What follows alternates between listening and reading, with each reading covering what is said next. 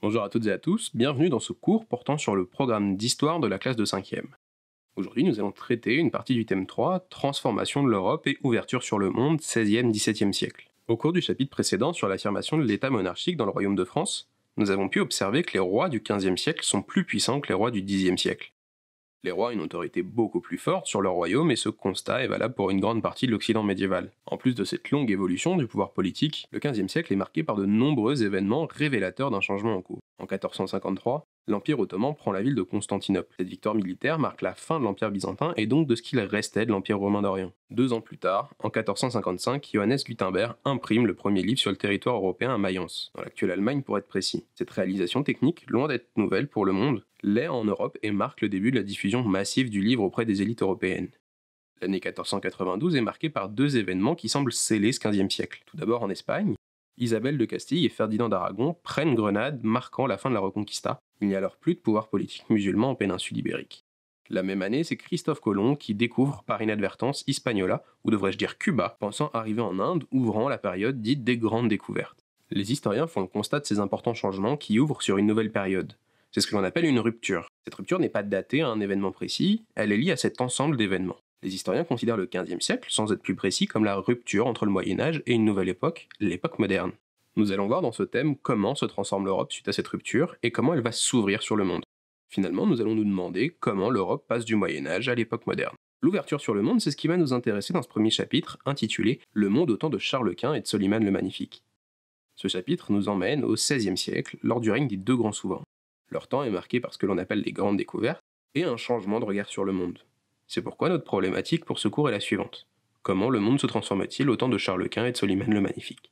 Dans cette première vidéo, nous étudierons la Méditerranée au XVIe siècle comme un espace convoité. Cela va nous permettre d'abord de découvrir Charles Quint et Soliman, mais aussi les raisons pour lesquelles les Européens vont chercher à découvrir le monde. La deuxième vidéo sera quant à elle consacrée à la conquête du monde et à la naissance des premiers empires coloniaux. Grand 1. La Méditerranée au XVIe siècle, un espace convoité. Tout d'abord, l'Empire ottoman de Soliman le Magnifique. Soliman est à la tête de l'Empire ottoman. C'est un empire qui naît au XIVe siècle en Anatolie, c'est-à-dire dans la partie orientale de l'actuelle Turquie. Cet empire a progressivement grandi jusqu'à renverser l'Empire byzantin en 1453 avec la prise de Constantinople. Cette victoire marque la prise de puissance de l'Empire ottoman aux yeux de ses voisins, mais aussi des Européens qui voient Constantinople tomber. En 1520, Soliman devient sultan. Ce titre est comparable au titre de roi dans le monde arabo-musulman. Dès sa prise de pouvoir, il a démarré de nombreuses campagnes dans le but d'étendre son empire. Il s'étend en Asie, en Afrique et en Europe. Preuve de ses envies militaires, dans sa lettre à François Ier, il affirme que c'est le rôle d'un empereur, ou d'un souverain, que de faire la guerre et de se défendre. Ses conquêtes vers l'Europe sont stoppées à Vienne en 1429.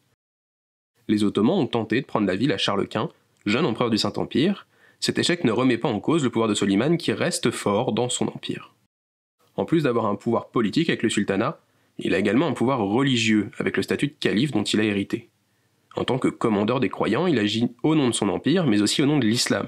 L'empire opte pour la même politique que les califats médiévaux vis-à-vis des juifs et des chrétiens, ceux appelés les gens du livre sont tolérés en l'échange d'un impôt. Lors de son règne, Soliman développe le culte musulman dans l'empire ainsi que dans sa capitale, Constantinople. Il ajoute notamment à la mosquée Sainte-Sophie, autrefois l'église principale de l'empire byzantin, les minarets qui existent toujours aujourd'hui. L'Empire ottoman, aussi appelé la Sublime Porte en référence à la porte du palais du sultan à Constantinople, connaît son apogée sous le règne de Soliman. Il agrandit considérablement le royaume et s'allie à François Ier, roi de France, dans sa lutte contre Charles Quint. Il règne pendant 46 années et lègue à son fils Sélim un empire immense s'étendant de l'est de l'Europe au golfe Persique, en passant par le Maghreb et la Mecque. Et maintenant parlons de l'empire de Charles Quint. Charles de Habsbourg a été à la tête d'un des plus grands empires de l'Europe moderne. En 1516, suite à la mort de son grand-père, il devient roi des Espagnes. Il hérite d'un royaume débarrassé depuis 1492 de la présence des pouvoirs musulmans. Il reçoit également le titre de roi de Naples et de Sicile, terre amassée par ses prédécesseurs. Il domine donc une partie du pourtour méditerranéen et en 1519, il est élu par les grands seigneurs germains, empereur du Saint-Empire romain germanique. Il devient alors Charles V, Charles Quint en ancien français. Lors de son règne, il combat les Ottomans pour défendre ses possessions méditerranéennes ainsi que la chrétienté. Chrétienté qu'il souhaite unir en Occident. Nous le verrons au chapitre suivant, cela est un échec car la religion se divise à nouveau. Pour des raisons dynastiques et territoriales, son règne est surtout marqué par une guerre durable contre François Ier et son successeur Henri II. Un des principaux territoires revendiqués par les 2 hommes, c'est l'Italie. Les deux hommes souhaitent récupérer les terres revendiquées par leurs ancêtres, et cela se poursuit. C'est ce que les historiens appellent les guerres d'Italie, qui s'étalent entre 1494 et 1559, impliquant bien plus que François Ier et Charles Quint. C'est au cours de cette guerre que François Ier est capturé par les armées du Saint-Empire à Pavie en 1525. Entouré de territoires appartenant à Charles Quint, François Ier décide de s'allier à Soliman pour le défaire. C'est le début de l'alliance franco-ottomane qui dure une grande partie de l'époque moderne. Malade, Charles Quint abdique en 1555 et partage son empire entre son fils, qui devient roi d'Espagne et de Naples sous le titre de Philippe II, et son frère Ferdinand qui devient empereur du Saint-Empire romain germanique. Il meurt 3 ans plus tard des suites d'une longue maladie. Maintenant parlons de la Méditerranée, cette mer d'échange et de lutte entre les États. Les deux souverains évoqués règnent sur d'immenses territoires bordant la Méditerranée. La partie orientale est dominée par Soliman et la partie occidentale l'est par Charles Quint. Si la mer Méditerranée agit comme une frontière naturelle, elle est en réalité un espace qui permet le commerce et permet aux États de lutter entre eux. C'est une mer importante pour le commerce, c'est l'espace central du monde médiéval et il l'est encore plus au début de l'époque moderne. La Méditerranée commerciale est dominée par les marchands italiens, en particulier les Génois et les Vénitiens. Ils achètent notamment des épices et des produits de luxe en Asie, en particulier à Constantinople. Ils vendent ensuite ces marchandises sur les marchés européens, leur permettant de tirer d'importantes richesses. La Méditerranée au XVe siècle connaît aussi un important changement. À la prise de Constantinople, de nombreux savants rejoignent l'Italie. Dès 1492, on observe aussi des départs d'individus de l'Occident vers l'Orient. En effet, les Juifs sont chassés d'Espagne par les rois très catholiques et se réfugient au Maghreb, alors dominé par l'Empire ottoman.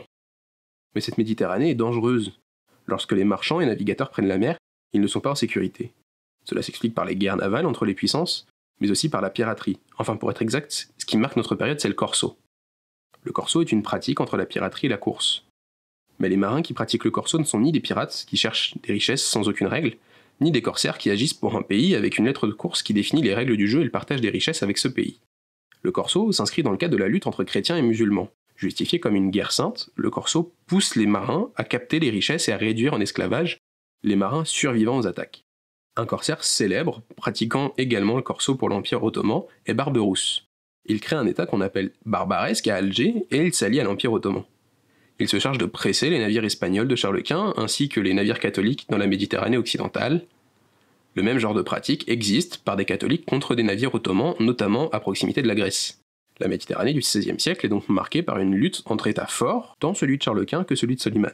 L'affirmation de telle puissance marque une rupture dont les contemporains ne sont pas conscients. Le vrai changement est induit par la domination commerciale des Italiens et les risques de la Méditerranée, qui poussent les Ibériques à chercher une nouvelle route vers les Indes, et nous verrons cette partie au cours suivant. Je vous souhaite une très bonne journée et je vous dis à bientôt.